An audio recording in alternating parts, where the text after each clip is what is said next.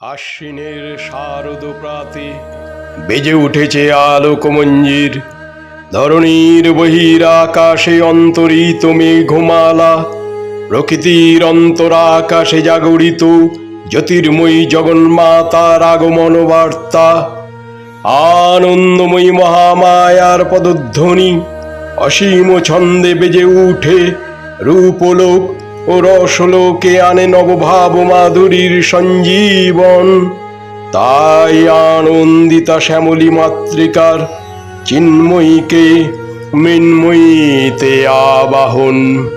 আজ চিৎ শক্তির এবার যদি আসিস তুই, ভুল করেও মর্ত পড়ে, অসুর বধের ত্রিশূলটা মা আনিস কিন্তু সঙ্গে করে।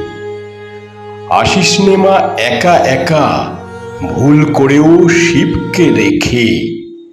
পারলে মা তুই রেখে আসিস কৈলাসেতে দুই মেয়েকে।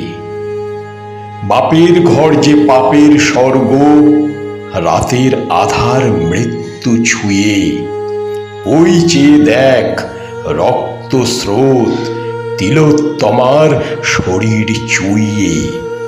আর কতকাল মঙ্গলারূপ উড়বে মাতুর মায়ার আঁচল। এবার মাতুই অসুর নাশে চণ্ডী রূপে ত্রিশূলটা তোল।